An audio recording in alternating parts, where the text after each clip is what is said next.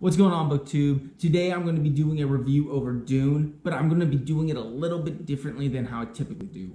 Typically, I like to go in like an order. I like to talk about the plot, the characters, the world building, and the writing skill / prose of the author. But I didn't want to do that for this story. I will cover all 4 sections, but I'm going to do it in a different format. If you're subscribed to my channel and have been following me for a while, you know that one of my goals for this year is to read as many new authors as I can in as many different subgenres of fantasy and sci-fi as possible. So I'm trying to start as many new stories as I can. If you haven't subscribed, I do post videos every Monday and Thursday, so make sure you subscribe to get notified when the next one hits. But the reason I'm doing this is so that I can experience as many different stories as possible. And what this means is that I wasn't planning on reading any books this year, and I'm not planning on reading the 2nd, 3rd, 4th book of a series this year. However, I did end up making an exception for Dune, and I didn't continue with the series, but I did reread the book in an actual book format. So I read Dune right after I listened to it. And I did it for a reason. I hear a lot from the people in the fantasy community or sci-fi community that it's a really difficult book to read. And when I listened to it, I was worried about not being able to understand it. And I totally see what they meant. Like, there were times it was challenging and confusing in audio format. I couldn't imagine what it would have been like picking this book up as a paper copy and reading it for the first time. And I wanted to see if it was as difficult as everyone said. So I ended up rereading this after I listened to it. So I have read Dune, I have listened to Dune, and I have watched Dune. And this video is going to kind of go over all 3 mediums of Dune, and then what I got out of each one and what I feel like you need to know. It should cover all 4 major parts of a review, but done a little bit differently. And I am going to start with the book. And I see why so many people say it's so confusing to read. I think one of the biggest challenges is right out of the bat, you start off confused. There's a huge learning curve to the world building of the story. He uses words, name, vocabulary that we don't understand, and then he never really explains what these things are. We're supposed to use our observations, our learned experience through the story to come up with meanings for these words. So we don't know what Bene Gesserit means. We don't know what a Sardaukar is. We don't know what mentats are. Like, we have to form their understandings from context clues in the story. It's like we're an infant being born into this world, and our parents are teaching us through our learned experiences. What this world building does is it leaves us confused, and it's hard to follow a plot when you're confused. So I think that is a huge obstacle for people reading Dune. Reading the book format, it is hard to follow because in all formats, there's a huge learning curve. Another reason this story is difficult is because it's almost like it's a psychological, philosophical thriller.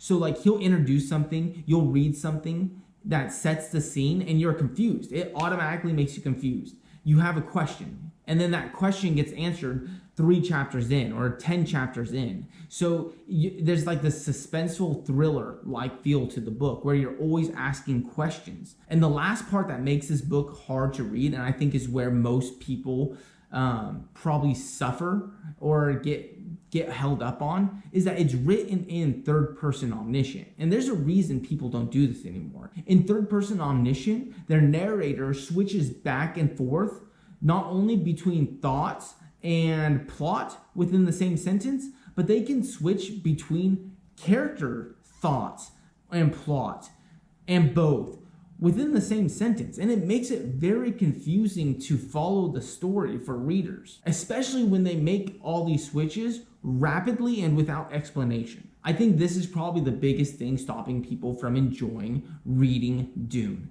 This is extremely difficult to read, and even after listening to it, there were times I had to I found myself rereading paragraphs or sentences to make sense of the story. However, now that I have experienced it this way and seen how the story, how 3rd person omniscient can add to the story, I seriously can't imagine Dune written any other way. And I love it. It's a great way to tell a story It just takes effort on the reader, and it takes persistence. So those are my thoughts on the book itself, and really the story itself, as you'll see why as I talk through the next two types of storytelling. So for audio, I first experienced Dune by listening to it, and it was very well done. The world building was still somewhat confusing, because whereas authors will typically do some sort of info dump at some point, I don't know if I ever got that with Dune. I essentially had to learn what these things, I had to learn what a mentat was from experiencing the world. Like, I still don't know if I know the true definition of a mentat. Maybe he explains it in further books along the Dune series, but as of right now, I'm just having to use his explanations to come up with what it is. But where the audio version does make things crystal clear is it organizes that third person omniscient. The audiobook uses so many different voice actors, and they are all so good. They even have voice and sound effects in it that really help distinguish what's going on in the story without like a musical, like it doesn't have any of those musical undertones to it to draw you out of the story. But the voice actors and the sound effects that are in the story make it easier to follow. Like the audio version, I wasn't as confused about who was speaking, when they were speaking. Was this a thought, or was this action, or was this dialogue? Like all that confusion was gone with the audio version. So if you're trying to experience this and you're thinking to yourself, should I read it or should I listen to it? I highly suggest listening to this first. Like, I thoroughly enjoyed listening to it, and still, even with that second reading it was nice, but I think I preferred, like, it was more enjoyable to listen to than it was to read. Now I want to talk about the movie. The movie was really, really well, and there's two ways that people adapt a story from the books to the film. And one of them is to follow the storyline almost exactly, like try to stay true to the book as closely as possible. And then they're like, hey, I'm going to base this story off of the book. It's going to have like the same character, maybe a little bit of the same magic, but the story's going to be different. Dune falls into the first category. The Dune movie follows the story very closely, and they did a good job being able to adapt such a hard style of storytelling onto film. However, I watched it after already experiencing it in two other mediums. So I came into the story a little bit primed, knowing what to expect. And I still got a little bored at first. Like, I was a little bored with the story for a long time. And then I talked to my brother, who also likes science fiction, fantasy type stuff, but doesn't read as much. He's never read Dune, and I think he watched an hour of that movie 3 times and cannot get into it. He says he cannot get into the story. So it made me wonder if the movie was just good for me because I'm reminiscing about the book. I want to know your guys' take on it. Like, if you've only watched the movie, let me know.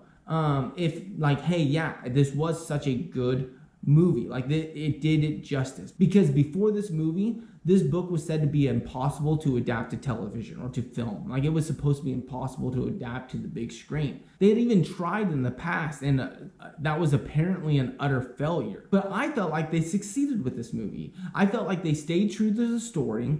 The cinema, but being able to see the story in like person, like being able to see it with my own eyes, it like fighting with shields, like trying to break through shields with a sword, like seeing that work played out on film was awesome. The first time you see that sandworm, it's amazing. Like it added a lot to the story, which is what I ask of film adaptations.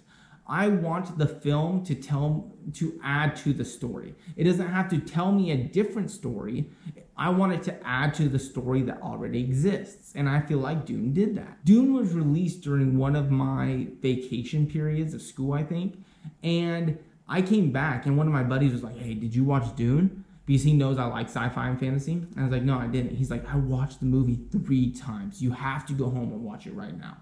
And I was like, 3 times? Oh, that's a good movie. But once you see how long Dune is, watching it, he had to have liked it. And he doesn't read sci-fi or fantasy, so his reaction to it kind of makes me feel like maybe my brother's one of the outliers, because other people who don't read or aren't familiar with the story have seemed to be able to like and follow this movie. So in conclusion, out of these 3 mediums, I think the audiobook actually added the most to the story. I enjoyed the audio version more than reading it or the movie, with its cast of voice actors and sound effects, and being able to give you the full story that a book does while still keeping it organized and straight, even though the way it's written can be confusing. The audiobook did a great job sorting all that out and making it easy to enjoy. After that, I would still say that the story of the book was good enough that I prefer it over the movie if I had time.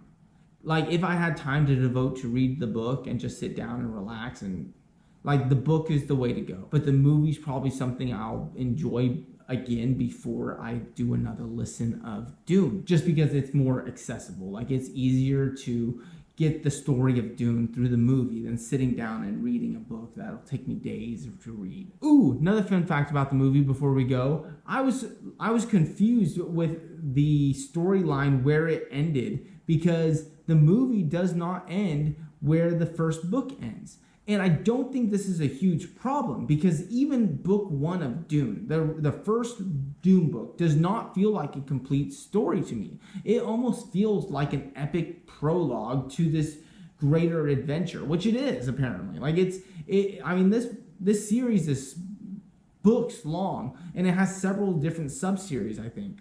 So I'm expecting a lot more out of this series, and it did have a nice little okay closing. Like, it wasn't like left on a cliffhanger per se, but it did feel like an epic prologue. It didn't feel like an end of a story. So the fact that the Dune movie didn't finish where the book did, I wasn't real upset about, and it makes me want to make the second Dune book my priority for the beginning of next year, because my feeling is that this next Dune movie is probably going to go into some of that second book to kind of make it feel like complete stories. Like, the first movie ended at a pretty good spot. Like, it was a spot where you're okay with the ending. The second movie, I see it being maybe tied up either at the end of the first book or maybe a little into the second book. I'm excited to see where it goes, and I do plan on finishing the second Dune before watching it. But that concludes this video. Thank you guys for watching. I post videos every Monday and Thursday, so make sure you like and subscribe to get notified when the next video drops. Until then, I hope you're out there exploring cool new worlds and reading cool new books. And until then, I'll see you soon. Thanks for watching.